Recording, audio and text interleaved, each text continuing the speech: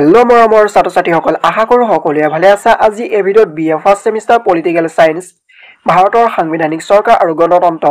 second পেপাৰৰ তৃতীয় অধ্যায় যুক্তৰাষ্ট্ৰবাদ এই পাঠৰ কিছু প্ৰশ্ন উত্তৰ আলোচনা কৰিম আৰু যিসকল ছাত্ৰ-ছাত্ৰী এতিয়ালৈকে প্ৰথম অধ্যায় আৰু দ্বিতীয় অধ্যায় প্ৰশ্ন উত্তৰসমূহৰ ভিডিঅ' চোৱা নাই ডেসক্ৰিপচনত ভিডিঅ' লিংক দিয়া আছে তোমালোকে চাই লবা আৰু যদি ভিডিঅ'টো চাই ভাল লাগে প্লিজ লাইক এণ্ড সাবস্ক্ৰাইব কৰি দিবা আৰু যদি ফেসবুকত চাই আছা প্লিজ পেজটো ফলো কৰি দিবা যাতে এনে ধৰণৰ ভিডিঅ'সমূহ সকলোতকৈ প্ৰথমতে পোৱা বলা ভিডিঅ'টো আৰম্ভ তৃতীয় অধ্যায় যুক্তৰাষ্ট্ৰবাদ 1 নম্বৰ যুক্তৰাষ্ট্ৰবাদ মানে কি উত্তৰ যুক্তৰাষ্ট্ৰবাদ এনে এক শাসন পদ্ধতি য'ত দুই ধৰণৰ চৰকাৰ থাকে কেন্দ্ৰীয় স্তৰত এখন চৰকাৰ থাকে আনহাতে ৰাজ্যিক স্তৰত ৰাজ্য চৰকাৰবোৰ থাকে কেন্দ্ৰীয় চৰকাৰৰ ওপৰত ৰাজ্য চৰকাৰবোৰে নিজৰ সাংবিধানিক পৰিসৰৰ ভিতৰত স্বাধীনভাৱে কাৰ্য কৰে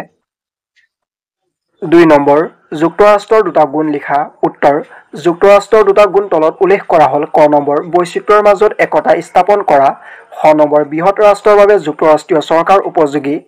3 নম্বৰ যুক্তৰাষ্ট্ৰৰ দোষ লিখা উত্তৰ যুক্তৰাষ্ট্ৰৰ দোষ তলত লিখা হল ক নম্বৰ জাতীয় সংহতি অটুট ৰাখিবলৈ অসুবিধা হয়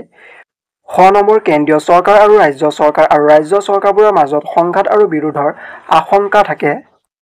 4 নম্বৰ যুক্তৰাষ্ট্ৰীয় চৰকাৰ গঠনৰ বাবে প্ৰয়োজনীয় যিকোনো দুটা চৰ্ত উল্লেখ কৰা উত্তৰ ক নম্বৰ ভৌগোলিক অবিচ্ছিন্নতা খ নম্বৰ একজাতীয় অনুভূতি 5 নম্বৰ ভাৰতৰ দুটা যুক্তৰাষ্ট্ৰীয় বৈশিষ্ট্য উল্লেখ কৰা উত্তৰ ভাৰতৰ দুটা যুক্তৰাষ্ট্ৰীয় বৈশিষ্ট্য তলত উল্লেখ কৰা হল 1 নম্বৰ লিখিত সংবিধান আছে 2 নম্বৰ দুই ধৰণৰ চৰকাৰ আছে কেন্দ্ৰীয় চৰকাৰ আৰু ৰাজ্যসমূহৰ চৰকাৰ 6 নম্বৰ ভাৰতীয় সংবিধানৰ কোনটো অনুচ্ছেদত ভাৰতবৰ্ষক ৰাজ্যসমূহৰ সংঘ বুলি গণ্য কৰা হয় উত্তৰ ভাৰতীয় সংবিধানৰ 1 নং অনুচ্ছেদত ভাৰতবৰ্ষক ৰাজ্যসমূহৰ সংঘ বুলি গণ্য কৰা হয় 7 নম্বৰ ভাৰতীয় সংবিধানৰ দুটা অযুক্তৰাষ্ট্ৰীয় বৈশিষ্ট্য উল্লেখ কৰা উত্তৰ ক নম্বৰ 1 নাগৰিকত্ব খ নম্বৰ কেন্দ্ৰীয় চৰকাৰৰ